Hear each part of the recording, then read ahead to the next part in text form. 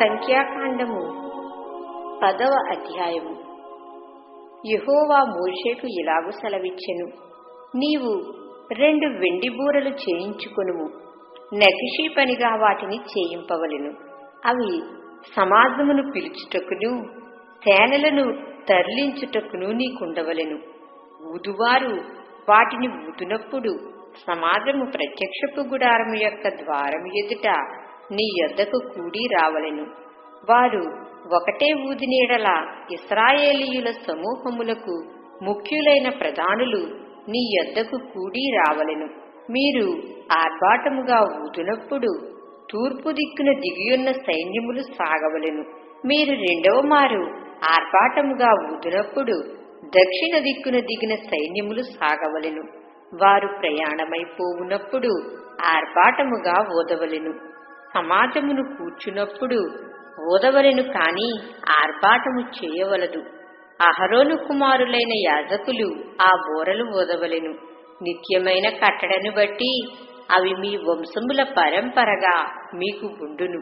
మిమ్మును బాధించు శత్రువులకు విరోధముగా మీ దేశములో యుద్ధమునకు వెళ్ళునప్పుడు ఆ బూరలు ఆర్భాటముగా ఊదవలెను. అప్పుడు మీ దేవుడైన యెహోవా సన్నిధిని మీరు జ్ఞాపకమునకు వచ్చి మీ శత్రువుల నుండి రక్షింపబడుదురు.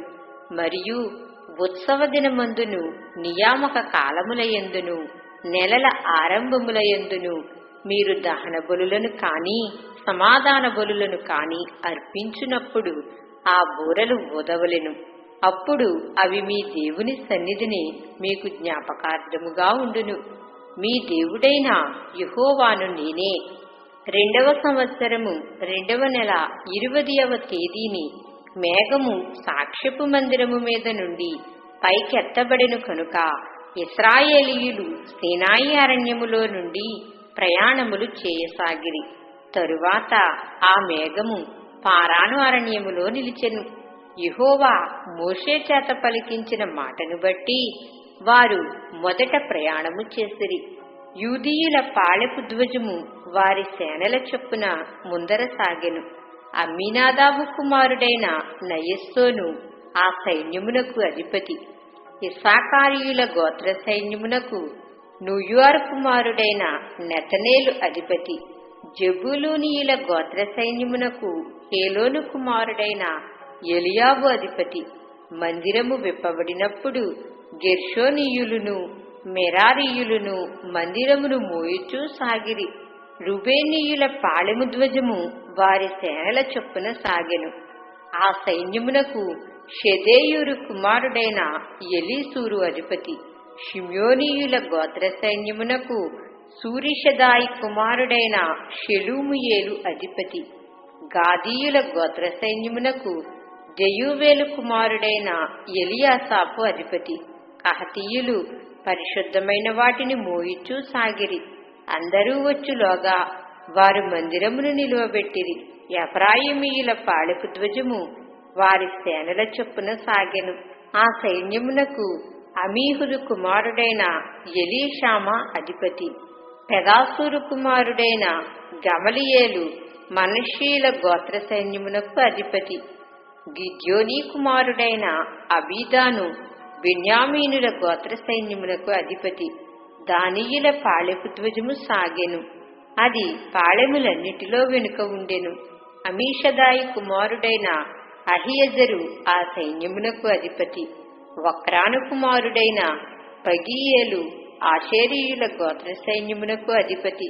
ఏనాను కుమారుడైన అహీరా నఫ్తాలీయుల గోత్ర సైన్యమునకు అధిపతి.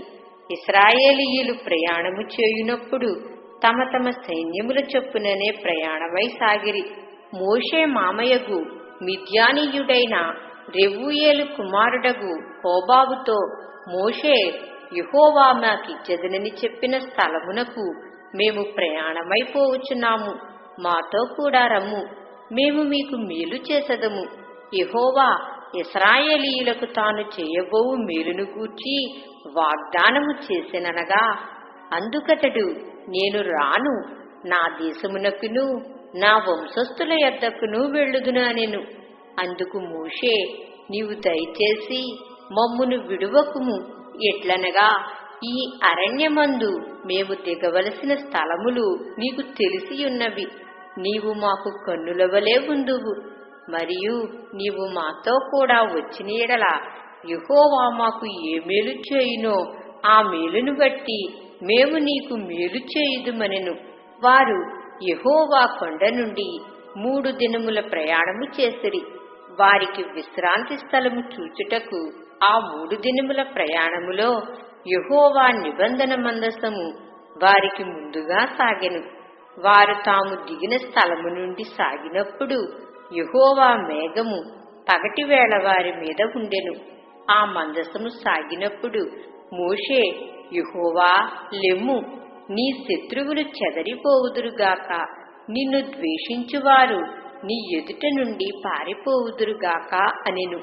అది నిలిచినప్పుడు అతడు, యెహోవా ఇశ్రాయేలు వేవేల మధ్యకు మరల రమ్మెనెను.